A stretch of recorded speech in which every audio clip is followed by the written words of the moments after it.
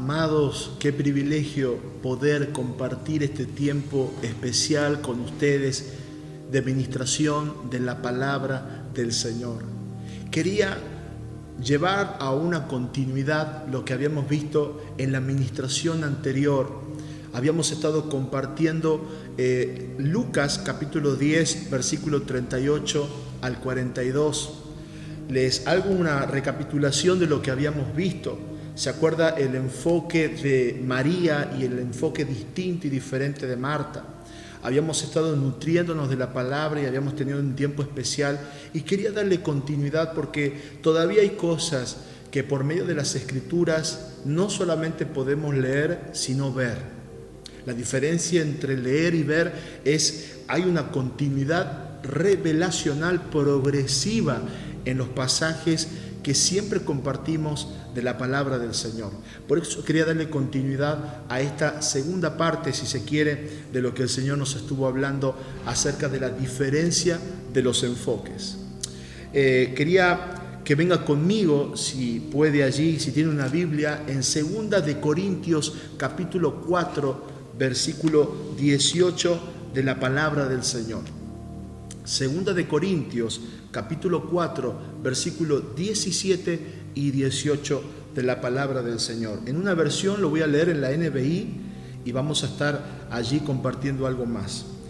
Pues los sufrimientos ligeros y efímeros que ahora padecemos producen una gloria eterna que vale muchísimo más que todo sufrimiento.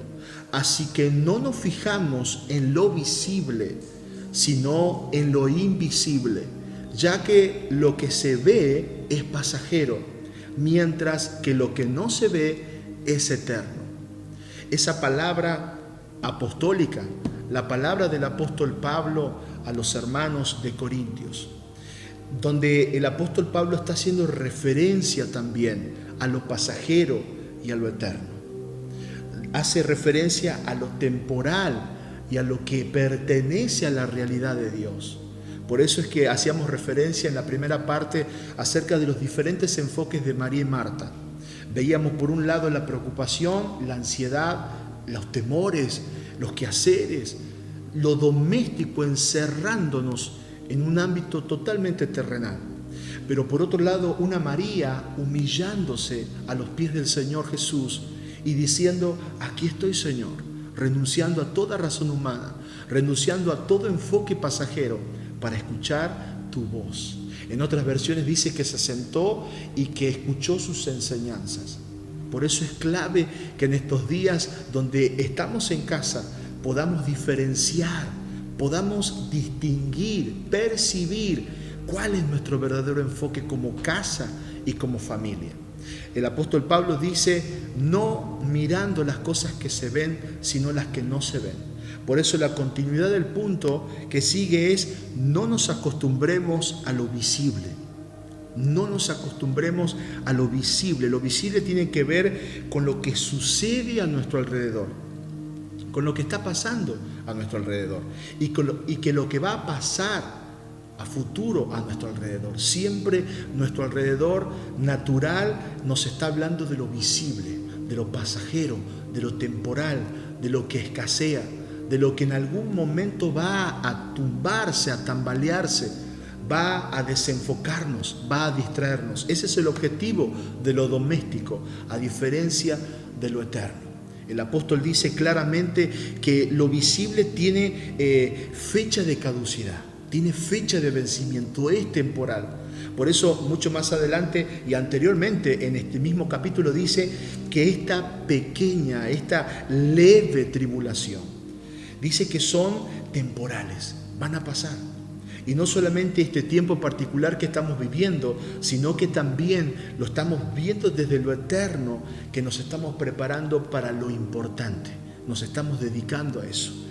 Dice, las muchas cosas, Jesús dijo, en las muchas cosas, Marta, te estás envolviendo, te estás enredando. Pero María se había quedado con la buena parte, había escogido esa buena parte, es lo único necesario.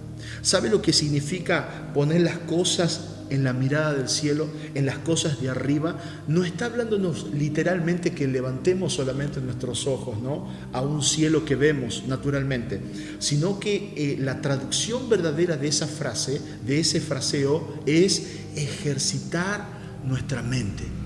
Ejercitar nuestra mente mediante la palabra, mediante los altares. Eso es enfocarse en lo eterno. Por eso es la importancia, como decía en la sesión anterior, la importancia del altar familiar. El altar familiar unifica la familia, no la divide. Vemos en María y en Marta una separación, una división, enfoques totalmente distintos. Pero podemos ver a través de lo eterno que es este altar, este ofrecimiento, esta entrega, esta humillación que tenemos a nivel familia. Estamos entregando todo para recibir su voz, para enfocarnos en lo eterno. Esto unifica, une la familia, no la distrae, no la divide, no la dispersa. Porque podemos estar en nuestras casas y estar en ámbitos totalmente distintos. Podemos estar en ambientes totalmente distintos. Una hija nuestra puede estar en el celular, otro hijo nuestro puede estar haciendo las tareas de la escuela, nuestra esposa puede estar haciendo la comida, yo tal vez esté haciendo otra cosa en la alacena, arreglando algo. Podemos estar en ámbitos distintos, pero cuando llega el momento de enfocarnos en lo eterno, estamos descubriendo las riquezas que hay dentro nuestro, las riquezas que hay en nuestro interior. Quiero que me acompañe, por favor, a la última parte de esta sesión, ¿no?, que es la importancia que Jesús también habló acerca de la palabra casa. Mateo, por favor, si viene conmigo al libro de Mateo, capítulo 21, vemos allí un significado de casa, de ámbito, de templo, no solamente a nivel edificio, a nivel estructura, sino también que hoy nosotros, posicionados en esta verdad, la podemos interpretar como que nosotros somos esas casas. Fíjese por favor conmigo, Mateo capítulo 21, versículo 12 de la palabra del Señor. Estos días estuve leyendo mucho parte de los evangelios y me llamó mucho la atención esta palabra de Jesús, haciendo referencia a una palabra profética del antiguo pacto. Fíjese lo que dice aquí, versículo 12 del capítulo 21 de Mateo. Y entró Jesús en el templo de Dios y echó fuera a todos los que vendían y compraban en el templo, y volcó las mesas de los cambistas y las sillas de los que vendían palomas, y les dijo: escrito está. ¡Wow! Mi casa, casa de oración será llamada, mas vosotros la habéis hecho cueva de ladrones. En Marcos podemos ver que dice casa de oración a las naciones. Y dice la Escritura en el versículo 14: y vinieron a él en el templo ciegos y cojos y los sanó. Nótese esto, por favor. El Señor me hacía ver esto, clave. Y vinieron a él en el templo. Y vinieron a él en el templo. Se da cuenta que por un momento vemos al templo como un edificio, y estamos hablando en los tiempos de Jesús.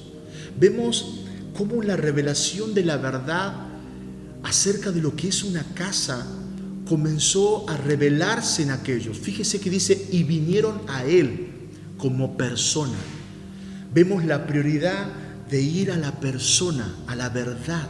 Vemos la prioridad de enfocarnos en Cristo antes que en el edificio. Estoy diciendo que nuestra casa puede tornarse como una estructura, pero lo debemos convertir en un hogar, enfocándonos en lo eterno. Fíjese, la Escritura dice: casa de oración será llamada. No tu casa, tu hogar, tu propia casa. Nosotros aquí, esta persona, mi nombre Pablo, tu nombre Juan, tu nombre María, como te llames, eres la casa del Señor. Más allá de tu hogar, de tu estructura, de tu casa, eres la casa del Señor. Eres el templo del Espíritu Santo, dice el apóstol Pablo. Jesús cambiando un sistema, un ambiente.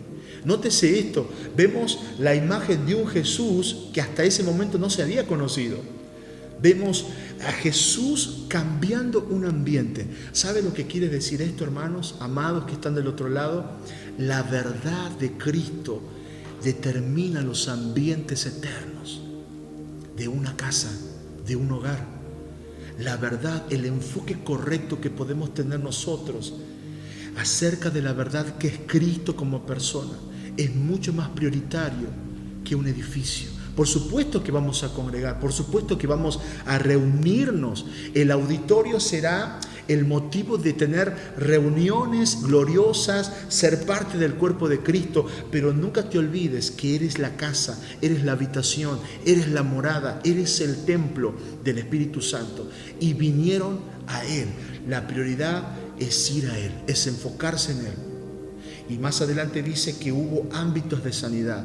Los cojos, aquellos paralíticos del alma, aquellos que tienen parálisis en los pensamientos, todavía de temor y ansiedades como Marta, van a ser libres en el nombre de Jesús. Aquellos que eran ciegos, nuestros ojos van a ser abiertos para entender sus verdades y sus realidades eternas. Papá, te agradecemos por este tiempo tan propicio de alcanzarnos tu revelación. Esta verdad que no está escondida, sino que la descubrimos mediante la luz que lo expone todo. La verdad es Cristo Jesús. La verdad eres tú, Señor. Por eso estamos creyendo que tu verdad desata libertad y seréis verdaderamente libres. Por eso declaramos que en nuestras casas, en nuestros hogares, el enfocarnos en lo eterno tiene como prioridad tu persona.